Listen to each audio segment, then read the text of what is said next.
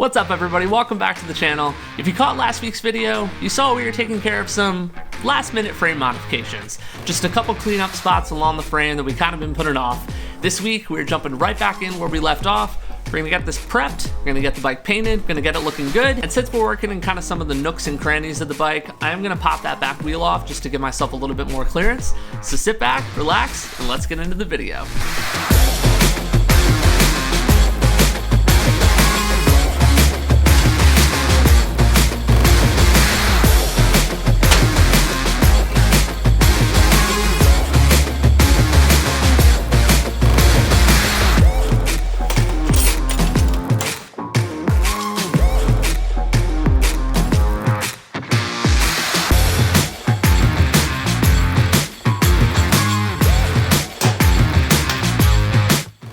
Coming off.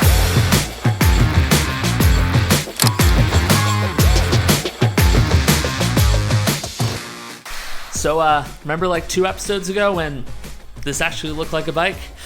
Yeah, me too. But that's okay because this will be worth it in the long run. We will definitely get a better finished product, a better paint job with all this clearance and open space to be able to get everywhere we need to go.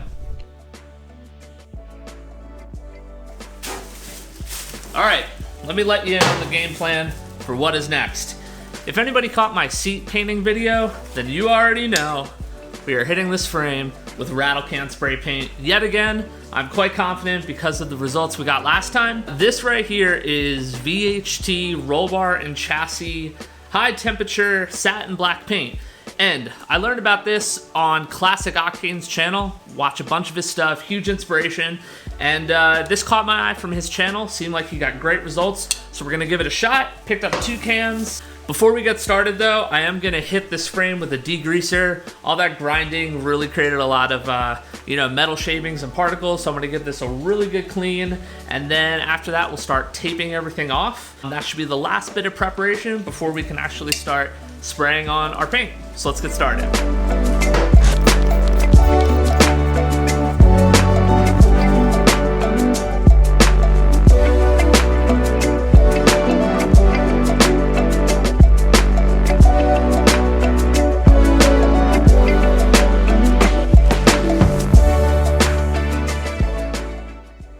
That turned out really nice. That was pretty easy. Took about 10 minutes, but we are in good shape now. So next up, I'm gonna have to spend a pretty good amount of time taping things off. I am gonna kind of call it quits for the night. We'll come back tomorrow, get some plastic drop cloths on here, and lay down some paint. And then also, something I thought I'd include in this episode. Do you guys remember this? Looks a little different here. This was our battery box. You might have remembered me mentioning I was gonna get this powder coated. I did like a really bad paint job the first time, but I just spent a little time, I ground down just where the paint imperfections were, and I'm gonna give this VHT paint a shot on this as well, and that'll determine whether or not I want to send this off to get powder coated. But I have high hopes, so figured might as well do it all at once, and it'll match the frame, especially in the area where this is installed. So we're gonna give that a go. But that's gonna call it for tonight. We'll come back tomorrow, pick up where we left off.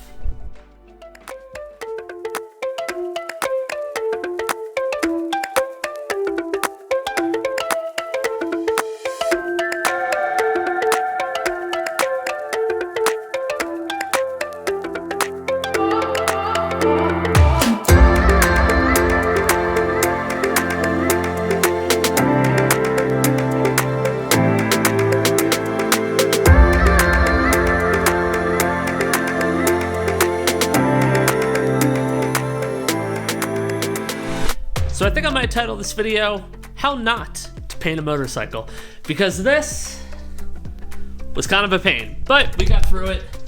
As you saw from those time lapses, this is all what went in to prepping this frame for paint.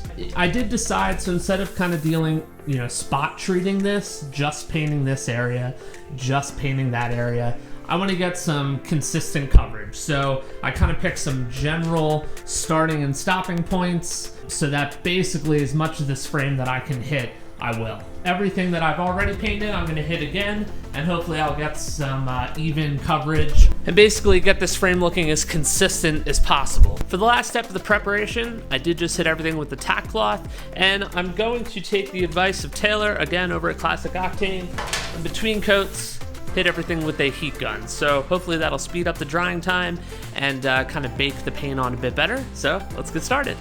And one other thing, here on RoriMoto, you are guaranteed the most comprehensive DIY motorcycle how-to tips and tricks on all the internet. And with that, I bring you the best homemade painting rack you will ever see. You ready? Boom! We needed something to suspend our little battery box from, so decided to repurpose the old Franklin Fusion polymer blade and put it to work again. All right, let's get started.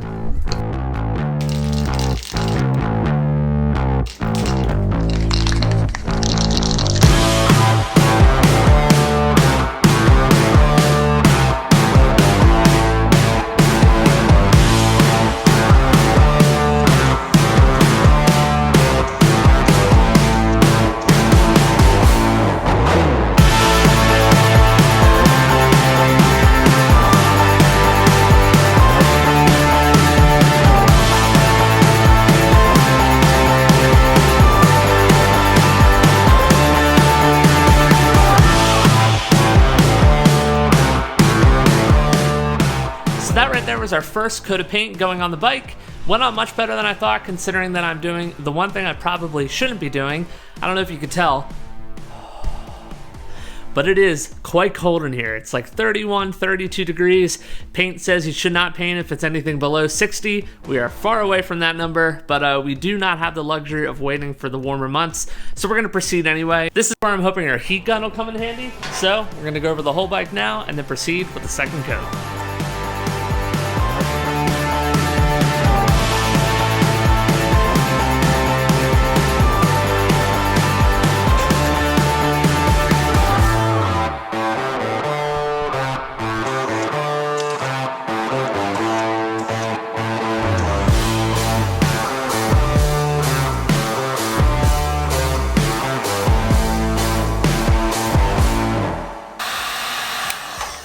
All right, guys, just wrapped up with our second coat. That went on much nicer than the first, so very happy about that. We hit it with the heat gun again, which I do think is helping. And words of wisdom, if you have a heat gun anywhere near plastic like this, it might operate like a giant heat shrink tube, so be careful. Don't melt it to your engine case like I just did. We have one more coat. Things are going well. We're gonna get that on now and wrap things up.